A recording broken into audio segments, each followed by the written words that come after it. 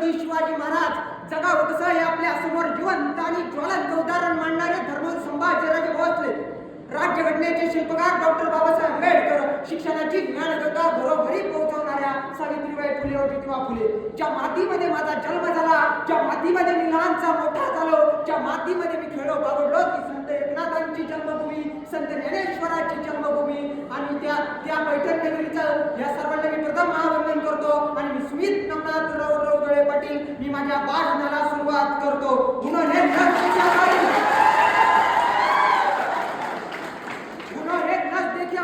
और बीमार लिख दिया, हमने रोग पूछा उनसे तो भगवे से प्यार लिख दिया, कर्जदार रहेंगे शिवाजी महाराज का नाम लिख दिया. एक व्यक्ती असतो, तो एसटीची वाट पाहत उभा असतो. अचानक एसटी येते, तो एसटीला हात करतो आणि एसटीत जाऊन बसतो.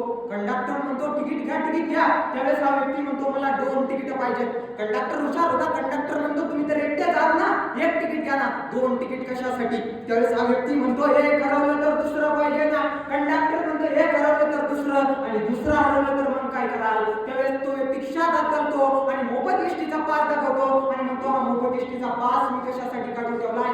मराठ्यांना आपल्यासोबत हेच झालं. आपल्याला पहिलं तिकीट मिळालं छत्रपती शिवाजी महाराजांच्या विचाराचं, ती आज आम्ही गमावून बसलो. दुसरं तिकीट मिळालं छत्रपती संभाजीराजांच्या शौर्याचं, धाडसाचं, पराक्रमाचं, ती आज आम्ही गमावून बसलो. आणि तिसरा जो मोफत एसटीचा पास होता ना, तो होता मासाहेब जिजाऊंच्या संस्काराचा, तो आज आम्ही गमावून बसलो.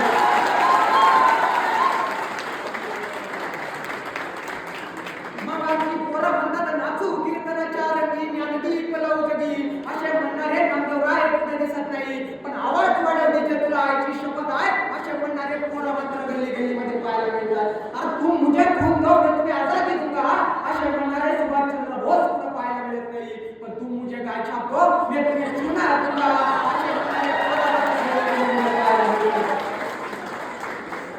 लिखा जाता हो तो इन्कलाब लिखा जाता है असे म्हणणारे भगतसिंग कुठे पाहायला मिळत नाही, पण तू मेरी नहीं हो सकती तो फिर किसी की नहीं हो सकती असे म्हणणारे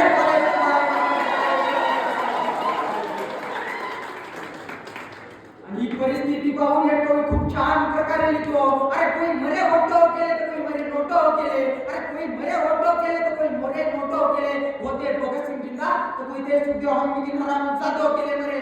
महापुरुषांचं बलिदान या भारत भूमीमध्ये व्यर्थ केलं की काय अशी शंका इकडच्या काळामध्ये वाचू लागली. कारण कुणाला चित्रीचं लागेल झालं तर कुणाला आज्याचं लागेल झालं तर कुणाला त्या पुष्पा म्हणजे सुरुवल्लीचं लागेल झालं. पण शेवटे सर अभिमानानं सांगावं वाटतं इथं समोर बसलेल्या भावी डॉक्टरांना छत्रपती शिवाजी महाराजांच्या विचाराचं लागेल झालं.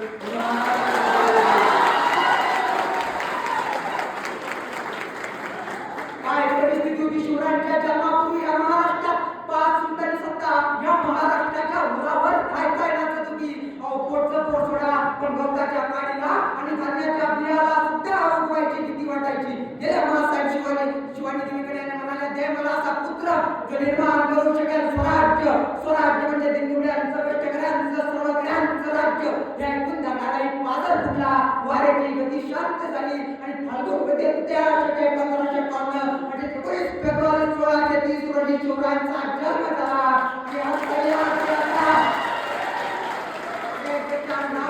महाराष्ट्र आहे तो महाराष्ट्र सुद्धा असला आणि महाराष्ट्राची जनता बनायला लागली. अरे किसी के पेट में से सांप पैदा होता था, किसी के पेट में से बाप पैदा होता था, लेकिन यारो जिजाऊ ऐसी माता थी जिनके पेट में से बापों का बाप बाप पैदा हुआ था. मग काय परिवर्तन केले या बापाच्या बापानं? अफजल खानाचा पुतळा बाहेर काढायला महाराजांना फक्त 2 मिनिटं लागली, परंतु या यशस्वी 2 मिनिटासाठी महाराजांनी तब्बल 1 वर्ष नियोजन केलं. त्या शिवाजीला जिंदा या मुद्दा पेश करतो म्हणून अफजल खान विजापुरातून 40,000च्या फौजेशी निघाला आणि महाराजांच्या योजनेला आरंभ झाला.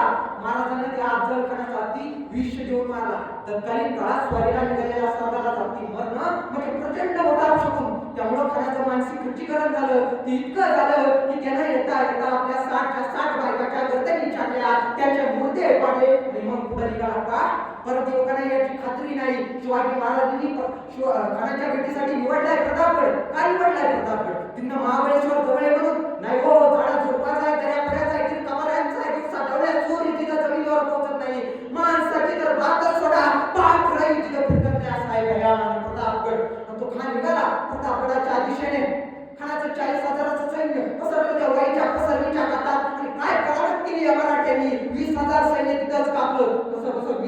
सैन्य पुढे सरकलं. प्रतापगडाच्या तोंडाची रणतोंडीचा घाट, इतका भयान तो घाट, तो रडवल्याशिवाय तिथून पुढे जाता येत नाही, म्हणून रणतोंडीचा घाट. उरलेलं 20,000 दिलं, तोंड रडकं करून बसलं आणि कसं कसं 5,000 पुढे सरकलं आणि खानाला शिवाजी महाराजांचा फलित आला. भेटायचं असेल तर 1000 घेऊन येणे, पैकी 4,000 तसेच मागे ठेवले आणि खान निघाला. शिवाजी महाराज खानाच्या भेटीआधी मासाहेब जिजाऊंचा आशीर्वाद घेण्यासाठी गेले आणि मासाहेब जिजाऊ कराडल्या, त्या खानाचा हिशोब चुकता करा राज, आम्हाला खान हवाय राज. त्यावेळेस शिवाजी महाराजांच्या मनात शंका आली, ज्याला कदाचित आपण या महाबलाढ्य खानाच्या तावडीतनं परतच नाही आलो तर त्यासाठी कराडली सौदामिनी समजून जाईल ही जिजाऊ पहिल्यापासूनच मी पुत्री होती म्हणून. पण आमच्या काळजीपोटी तुमची पावलं थबकता कामा नये. जा यशवंत व्हा, यशवंत व्हा. नाहीतर आजची आई, आजचं पोरगं म्हणतं आई यार मी घरती मारू का, पोरगं आई म्हणते नाही का, तू जगला पाहिजे, तू वाचला पाहिजे. परंतु ह्या महाराष्ट्राच्या मातीमध्ये जिथं पोरं जगण्यासाठी पाठवली जातात तिथं पोरं फार लवकर मरतात, पण जिथं पोरं मरण्यासाठी पाठवली जातात तिथं पोरं मेली तरी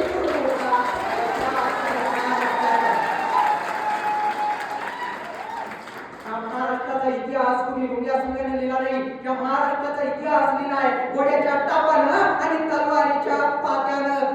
12:35 निघणारे शिवाजी महाराज ठीक 2 वाजता खानाच्या शामेने बाहेर आले आणि तशी खानाला वरती मिळाली. छत्रपती शिवाजी महाराज येत आहेत तसं खान उठून उभा राहिला. समोर पाहिलं शामेतनं 5-5.5 फूट उंचीचे देख निर्वागतात छत्रपती शिवाजी महाराज आज ते कदम येत आहेत. तसं खानाने भाऊ पहिला आले, आव शिवाजी राजे. तसे राजे खानाच्या विटीत गेले, दाब पडला, जोर पडला, खानाची कट्यार राजाच्या मस्तकावर निसटली. दगा चालवला, वाट निघाली, बसली खानाच्या पोटात. खान दगा म्हणून कडाडला, पुतळा बाहेर पडला. बेसावत राजावर कृष्णाची भास्कर गाऊन गेला, वार मस्तकावर झाला.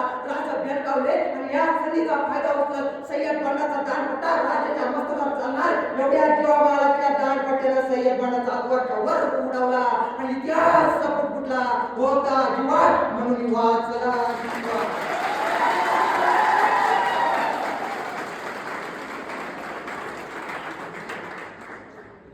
10 नोव्हेंबर 1659 महाराजांनी त्या अफजल खानाचा पुतळा बाहेर काढला आणि त्याच रात्री 11 वाजता महाराजांनी घोड्यावरती मान टाकली आणि महाराज सुसाट सुटले. महाराज वाईट प्रांतात शिरले, महाराजांनी वाईट प्रांत जिंकला. महाराज सातारा प्रांतात शिरले, सातारा प्रांत जिंकला. महाराज वारणा नदीच्या खोऱ्यात गेले, वारणा नदीचं खोरं जिंकला आणि 1 डिसेंबर 1659 महाराजांनी पन्हाळ्यावरती भगवा फडकवला. 10 डिसेंबर 1659 ते 10 नोव्हेंबर 1659 ते 1 डिसेंबर 1659 20 दिवसात महाराजांनी 200 किलोमीटर आणि 18 किल्ले एवढा प्रांत काबीज केला. पन्हाळ्याच्या सिद्धीने त्या पन्हाळ्याला वेढा मारला आणि पावसाळ्याच्या काटकीर रात्री राजे शिवछत्रपती निघाले पन्हाळगडाकडून विशाळगडाकडे आणि त्याच रात्री शिवाजी महाराजांचा सोंग घेतलेला त्याच रात्री शिवाजी महाराजांचा सोंग घेतलेला शिवाकाशीत निघाला सिद्धीकडे तहाची बोलणी करायला. सिद्धीची आणि शिवाजी भेट झाली, पण 2 संशयित डोळे रोखले गेले होते शिवाजी राजांकडे.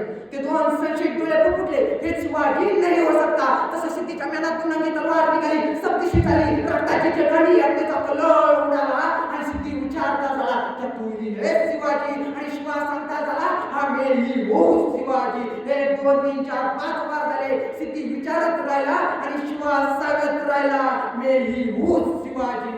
मग मात्र सिद्धी वळाला त्या 2 संशयित डोळ्याकडे. ते 2 संशयित डोळे होते अफजल खानाचा मुलगा फाजल खान. तो सिद्धी विचारता झाला फाजल खान कैसे कह सकते हो शिवाजी नहीं हो सकता. तसं फाजल खान म्हणला हुजूर मैंने देखा है शिवाजी को. अफजल खानाच्या भेटी वेळेस मी पाहिलं त्या शिवाजीला. त्यावेळेस झालेल्या चकमकीत शिवाजी राजाच्या डोक्यावरती जखमेची खून झाली आहे. हे जर खरे शिवाजी राजे असतील त्यांच्या डोक्यावरती ती जखमेची खून हवी. तसा सिद्धी सरदेशी पुढे सरला, शिवाच्या डोक्यावरचा जगडोक मागे सरला. जखमेची खून नव्हती, शिवा सापडला. मेहनतीने तलवार निघाली, सरदेशी चालली, रक्ताची चिंताडी अग्नीचा कलर उडाला आणि सिद्धी विचारता झाला की तू ही हे शिवाजी आणि शिवा सांगता झाला आणि शिवा काशीत म्हणून जन्माला आलो असतो तरी मरताना मात्र छत्रपती शिवाजी महाराज म्हणून मरतोय. हे भाग्य काय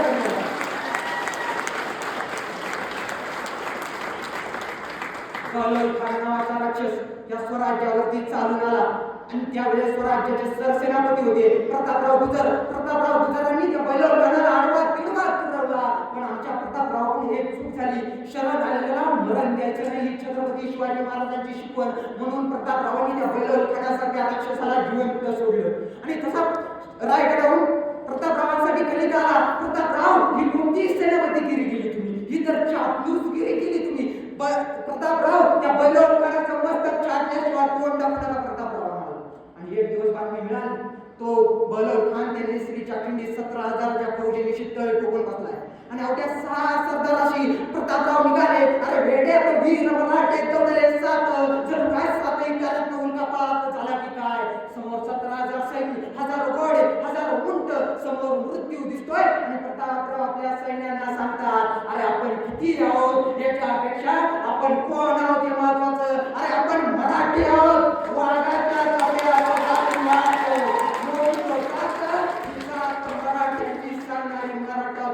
आम्ही घाबरतो काय. कधीतरी हा महाराष्ट्राची माती आता उचला, ती माती पाण्यात टाका. पाण्यात टाकल्याच्या नंतर हे तवंग गेली, तो तवंग त्या मराठ्यांच्या रक्ताचा तवंग असेल. आणि निघाले आमचे प्रतापराव त्या मृत्यूशी झुंजायला. दोन्ही आता 2 संशय सपासप सपासप सपासप यवनांना कापत चालले होते. रक्ताच्या ठिकाणी रक्ताचा कल्लोळ उडत होता.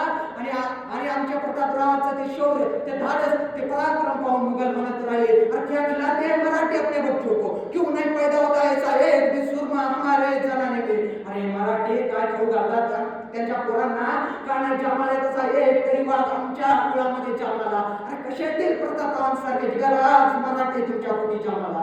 राज्यापायी स्वतःच्या बापाच्या गर्दनी चाटणारे तुम्ही, स्वतःच्या भावाला विष देणारे तुम्ही. प्रतापरावांसारखे गरज मराठी जन्माला येतील. फक्त या महाराष्ट्राच्या उशिताने सह्याद्रीचा